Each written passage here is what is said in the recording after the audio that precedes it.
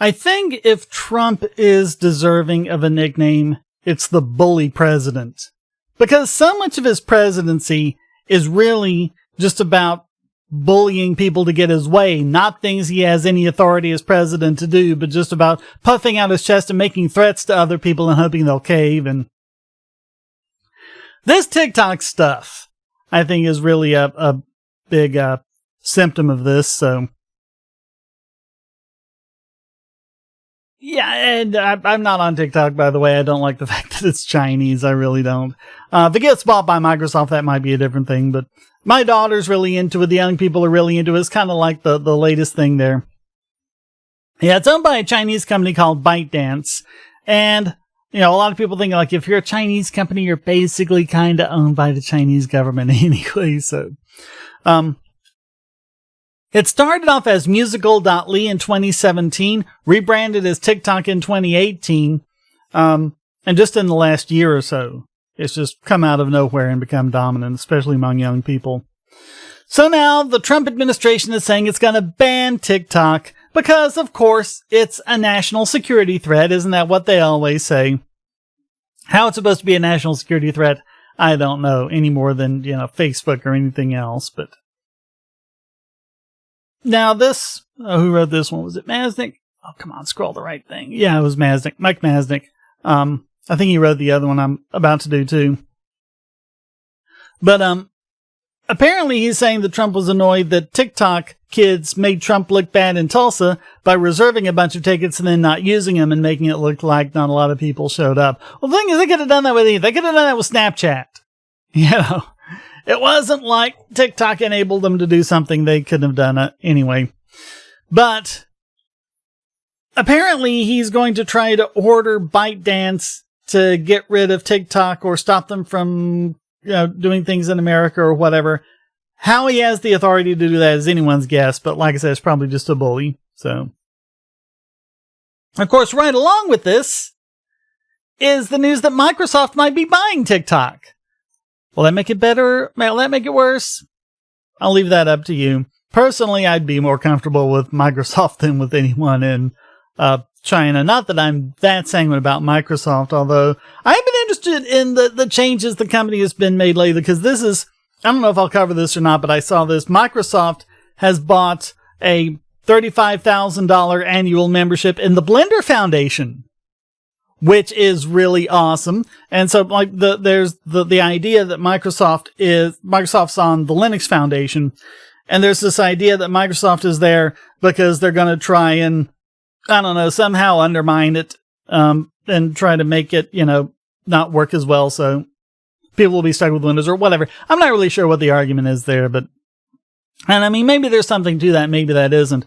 But Microsoft doesn't own anything at all that competes in any way with Blender. But Microsoft does use Blender internally, apparently, for when they're testing a lot of their AI systems. They need to model things and they need to use physics engines, and all that's in Blender. So apparently they use Blender in-house and they wanted to support it. So that's pretty cool. My opinion of Microsoft has been going up. Not that it's great. I mean, it started out pretty much at rock bottom, but pretty much, I've said this before, pretty much ever since Steve Ballmer was drummed out, they've gotten a lot better. So Masnick says, the most compelling argument I've seen for why the U.S. should ban TikTok came from Ben Thompson at Stratacherry, not sure how it's pronounced, who more or less says, there's a very simplified version, and he links to the whole thing, which is one of the things I like about TechDirt. I don't always agree with what they say, but they always link back to their sources, and you can read it and see for yourself.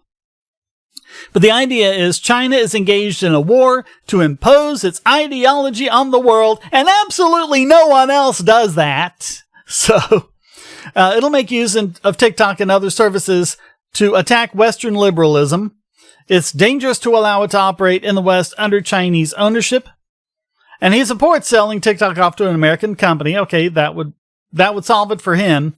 But failing that, ban it in the West. And how anyone has the authority to do that, I have no idea. And how they have the ability to do that. Look at how long they've been trying to ban the Pirate Bay. Yeah. So. And I really like Masnick's point of view on a lot of things. It really mirrors my own. He writes, I tend to lean the other way. To me, banning TikTok strikes me as effectively proving China's views on liberalism and allowing them to claim hypocrisy on the West and use these actions to justify its own actions. In other words, if we go around banning TikTok, China just goes, see, we told you, that's what they do. That's exactly what they did. They just proved us right. So, that's what we keep seeing in the world over and over again, and no one ever learns the lesson, so. And he says, on top of that, if the concern is about China, then the fact that most of our network and computer equipment is built in China might seem like a larger concern. And it says, beyond a weird similar freak out about Huawei, no one seems to be taking a serious interest. And this is something that cybersecurity people have been trying to sound the alarm on, not just with Huawei, but I mean, you've got consumer routers, you've got corporate routers, you've got IoT devices, all sorts of things using chips that are made in China. And more than once, it's been found that these chips have hard-coded administrative passwords in them. And so anyone on the internet who knows the password can take over the device. Now, they say that's for customer support purposes. If someone locks themselves out of their device, they can call customer support and support can get them back in. And I mean, that's a good thing. You want to be able to do that, but there are better ways of doing that than a hard-coded password. So, yeah, it's a problem. So, and that doesn't get into the fact that U.S. intelligence has leaned heavily on U.S. internet companies to try to get access to global data, meaning that there does seem to be a bit of U.S. exceptionalism built into all of this. It's okay when we do it, but an affront if any other government might do the same thing. And it's not just a hypocrisy thing. I made a quickie on this. It's called the democracy fallacy. Anything that a democracy does that would be considered horrible if done by a monarchy or a socialist dictatorship or something like that. If it would be horrible when one of them does it, but it's okay when a democracy does it. That's pretty much all of American policy there, especially foreign policy. If anyone else was doing that same kind of thing, we'd be all over it. Separately, this whole situation with TikTok and Microsoft demonstrates the pure silliness of the antitrust hearing in the House earlier this week. Note that there were claims that the four companies there represented monopoly power, and I believe that was Facebook, Google, Amazon, and Twitter, I believe were the four. And yet, just days later, we're talking about how a recent entrant into the market, which has grown up quickly and which Facebook certainly sees as a threat, is so powerful on the internet that it needs to be sold from its Chinese owners, and the leading candidate to purchase it, Microsoft, is not even one of those two powerful companies who are on the panel. What have I been saying, people? 10 years ago, it wasn't, Twitter. Well, it was Facebook to an extent, but people were still saying that MySpace was the big monopoly. Amazon started out as a bookstore, and it's just what happens. And 10 years from now, it'll be completely different. And so hopefully people will look back on these days and feel foolish, as I've been trying to make them feel foolish by looking back 10 years ago. But people don't seem to want to learn. So now, he does have updated thoughts. He says, now that Trump is saying he's really going to ban TikTok and is against its sale, he doesn't even want it sold to Microsoft for some reason, there are multiple issues raised. Trump seems to think he can do this under his emergency economic powers, effectively declaring TikTok to be a national security threat, the same tool he used to import tariffs on China without congressional approval, the same tool used by Obama and by George W. Bush and Bill Clinton so many times on so many things. And I could probably go back with the presidents, at least to FDR, maybe even further. It's just one of those catch-all things. If you say it's in the national interest or a national security issue, you can do whatever you want. Because remember, that's how the Supreme Court upheld FDR's concentration camps that he was putting Japanese Americans into. There was a compelling national interest for it. So we can do that. Not in the Constitution anywhere. Read the Constitution and see if you can see an exception for a compelling national interest. You can't. So. If he goes that route, there will be lawsuits and there will be significant constitutional issues raised. The Supreme Court has in the past declared software speech in Brown v. Entertainment Merchants Association, the case about whether or not the government could regulate video games and age warnings, and in the Second Circuit, you guys have heard me talk about this before, Universal v. Corley. Eric Corley is the editor of 2600 magazine, and it's called the Hacker Quarterly, and he wrote an article on an attempt to make a DVD player in the Linux operating system, open source. This was like 98. I think it was one of the first cases after the DMCA passed. So in order to play a DVD, I've mentioned this before, you have to get past the DRM because you have to decode it in order to display it. And this one guy, a 15-year-old in Sweden, I think it was, Jan Johansson, something like that. But he had figured it out and wrote the code for it. And so they published the code that Johansson had wrote in the 2600 magazine, and that's what they were suing over because it broke DRM, which was illegal.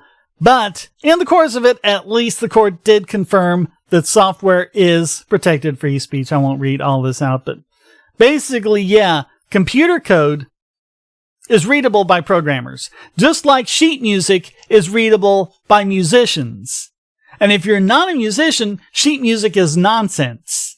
It's just a bunch of spots on some lines. And you're like, what is that all about? I don't understand it. But it's a communication from composers to musicians on how to play the music. And if you understand how it is and you have the capability of playing the instrument, then you can translate that code into the music played by the instrument. And that makes it protected free speech. Courts have actually said that. So, and so there are other issues with that case, or a lot of other issues with the case, but it remains law in the Second Circuit. Computer code is protected speech. Even once it's compiled as object code, the code that actually runs in the computer, there are people who have the capability of pulling up a hex editor and looking through it and seeing what's going on and disassembling it and reverse engineering it and figuring it out. So, yeah, I mean, it's a language. It's instructions. It's like a recipe. I have people saying, well, it's different because it runs in a computer. Well, a recipe isn't different because you put it in an oven. So, as to whether or not Trump could block the sale to a U.S. company, ordinarily the answer to that should also be no, with a few caveats. Yeah, there's always caveats. We're not in a capitalist system, people. If we were, buying and selling would be unrestricted, but as was recently revealed in Congress, the Bill Barr-led DOJ appears to have no problems at all weaponizing its powers against companies the president is annoyed with, meaning that the DOJ could trump up some ridiculous excuse for why TikTok cannot be sold to an American company, and it's possible a court would buy it. You can't rely on the courts. I don't know how many times I've said it. Can't rely on the courts. On a related note, it's also entirely possible that the president would try to lean on both Apple and Google to remove TikTok from their app stores. And while I'd like to believe both companies would push back, the fact is that there are realistically just those two bottlenecks to blocking TikTok entirely from the country. It could also get interesting. So, yeah, they're complaining about Apple and Google having all this power, and then, they have no problems with leveraging the power when it benefits them. So that's just how it is. You do have options though in Android. Like there's an app store I use called F-Droid, and it specializes in open source software. And I believe it was Oreo was the first version. Before then, if you wanted to install something from another store, you had to kind of open it up wide to everything. Now you can specify which apps you want to have the permission to install other apps. So you install F-Droid and you give it that permission.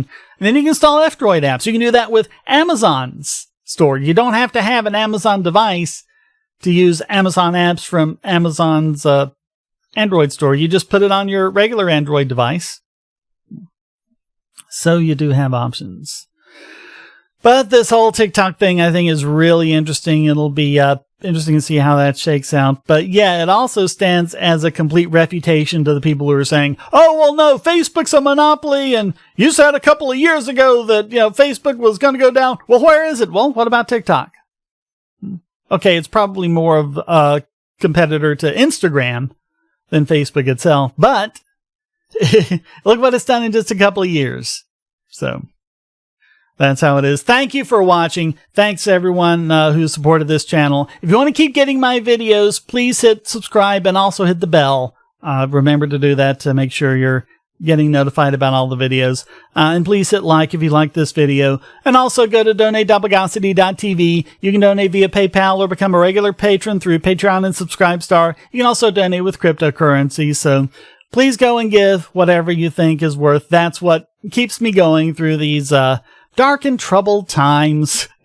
2020 is indeed turning out to be an interesting year, which is odd considering that nothing is really happening. I mean, COVID-19 is pretty big, but I mean, look at all of this stuff that we're just manufacturing. TikTok's not really an issue, but we got to make it one. So that's what it is. Donate.bogosity.tv. Thank you all so much. Until next time, stay strong and be free.